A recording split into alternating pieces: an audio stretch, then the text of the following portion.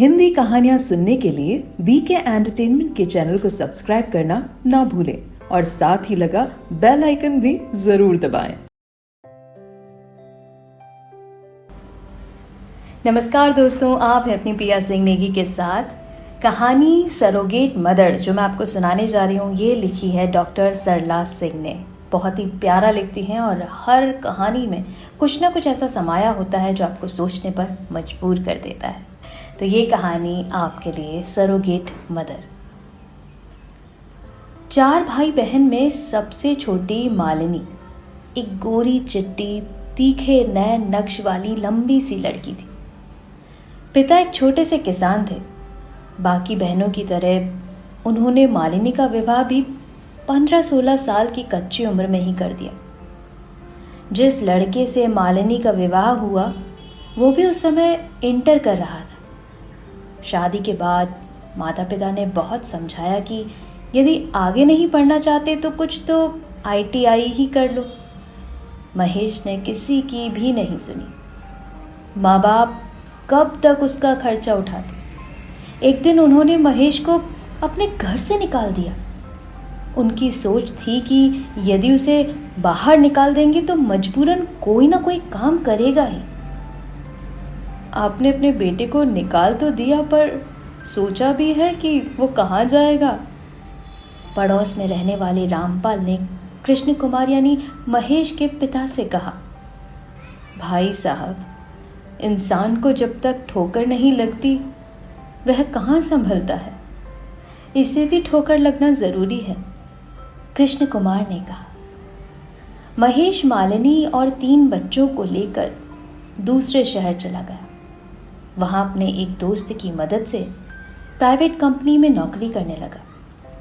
जीवन दाल रोटी के सहारे ठीक ठाक चल रहा था। तभी दुर्भाग्य ने फिर से दस्तक दी और महेश की नौकरी छूट गई। महेश परेशान अब करे तो क्या करे। उसकी पत्नी मालिनी ने समझाया भी, देखो सब कुछ ठीक हो जाएगा, आप दूसरी जगह काम देख लीजिए। हाँ, देख तो रहा हूँ, पर कोई भी हाँ नहीं कर रहा है। मकान का किराया भी बढ़ता जा रहा है।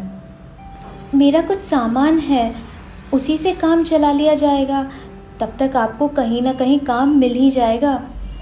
मालिनी ने पति को दिलासा दिलाई। कुछ माह इस तरह निकल गए। महेश को काम नहीं मिला। अब वह पिता के पास वापस नहीं जाना चाहता था।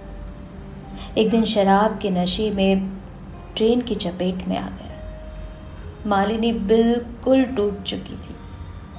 उसे समझ में नहीं आ रहा था कि वो करे तो क्या करे। उसी समय एक महिला पत्रकार से उसका परिचय हुआ। उसने उसे अपनी पीड़ा सुनाई। मैडम, आप मुझे कहीं कोई भी काम दिला दो, कम से कम मैं अपने बच्चों को तो पाल सकूं। ठीक है, देखती हूँ कि मैं क्या कर सकती हूँ, महिला पत्रकार नेहा ने जवाब दिया। मालिनी पढ़ी लिखी तो थी नहीं कि कोई और काम मिल पाता, सो बहुत पता करने पर एक अस्पताल में लॉन्ड्री वर्क की जगह खाली मिली। मालिनी फिर नेहा के पास आई। आओ मालिनी, तुम लॉन्ड्री वर्क कर लोगी? ये क्या होता है मैडम जी? अरे, कपड़े धोने का काम। तुम्हें वहाँ अस्पताल के कपड़े यानी चादर, पर्दे आदि धोने सुखाने की नौकरी करनी है। ठीक है मैम, मैं कर लूँगी। अब मालिनी अस्पताल में लॉन्ड्री वर्क की नौकरी करने लगी। इसके बदले में उसे तनख्वाह 6,000 रुपये मिलते। वहाँ काम करते करते उसका कई लोगों से परिचय भी बढ़ा। अपनी व्यवहार कुशलता से वो सबका दिल जीत लेती, लेकिन दिमाग से बहुत तेज थी। धीरे धीरे उसने 1-2 अस्पतालों से और भी संपर्क करके 2-2 शिफ्ट में लॉन्ड्री वर्क यानी कपड़े धोने का काम करने लगी। इसके साथ ही उसे घर का काम भी करना पड़ता था। वो अब संतुष्ट थी कि वो अपने बच्चों को, छोटे छोटे बच्चों को, उनका पेट भर के उन्हें अच्छे से पाल रही है। धीरे धीरे शहर के अन्य बड़े बड़े प्राइवेट अस्पतालों तक उसकी जान पहचान हो गई और वेतन भी अच्छी मिलने लगी, अधिक मिलने लगा। बच्चे भी अब धीरे धीरे बड़े हो रहे थे। अब खाना खाने के साथ साथ उन्हें पढ़ाने का भी खर्च चाहिए था। उसकी दयनीय आर्थिक स्थिति के बारे में अस्पताल की डॉक्टर अभिलाषा बहुत अच्छे ढंग से जानती थी। उसी समय उनके अस्पताल में एक करोड़पति दंपत्ति आया। उन्हें सैरोगेट मदर की खोज थी। वे ये भी चाहते थे कि जो सैरोगेट मदर मिले वह स्वस्थ, सुंदर और चारित्रिक रूप से भी अच्छी हो। डॉक्टर अभिलाषा को जाने क्यों ऐसा लगा कि अगर मालिनी को समझाया जाए तो वो इस काम को करने के लिए तैयार हो सकती है। और एक दिन डॉक्टर अभिलाषा ने उसे बड़े प्यार से अपने चैम्बर में बुलाया। मालिनी डरते डरते वहां पहुंची। उसे डर लग रहा था कि आखिर डॉक्टर मैडम ने उसे क्यों बुलाया है। मालिनी को देखते ही उन्होंने उसे अपने पास बैठाया और बोली, मालिनी तुम्हारे 4 बच्चे हैं, है ना? जी मैम, मालिनी ने कहा। इतने कम पैसों में तुम्हारा गुजारा चल जाता है?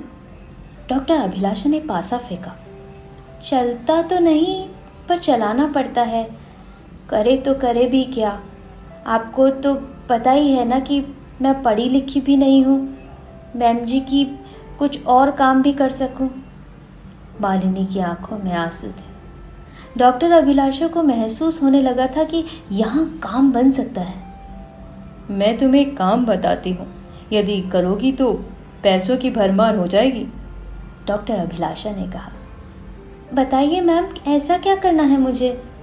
कहने के साथ साथ उसके मन में एक उत्सुकता भी जागृत हो उठी थी कि ऐसा क्या काम डॉक्टर मैडम बताने वाली हैं जो उसे मालामाल कर सकता है। अरे कुछ खास नहीं, बस बहुत सी ऐसी अभागिन और दुखी महिलाएं हैं जो माँ नहीं बन सकती।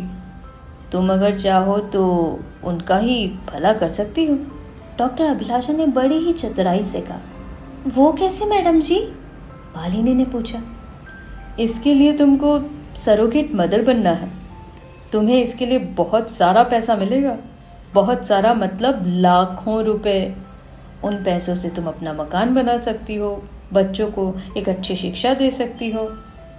डॉक्टर अभिलाषा ने अब अपनी बातों में मालिनी को पूरी तरह से लपेट लिया था।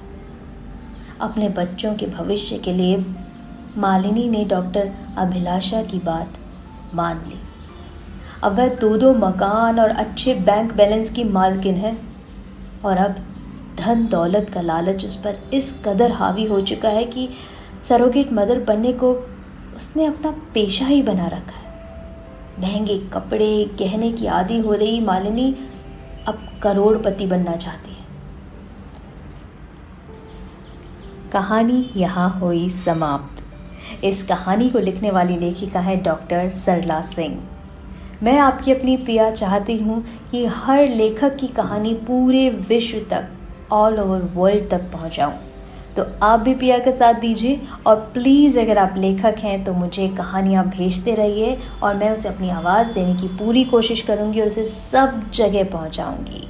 तो प्लीज़ आप नीचे लिखे ईमेल आईडी पर, व्हाट्सएप आईडी पर, इंस्टाग्राम, फेसबुक, कहीं पर भी मुझसे संपर्क कर सकते हैं।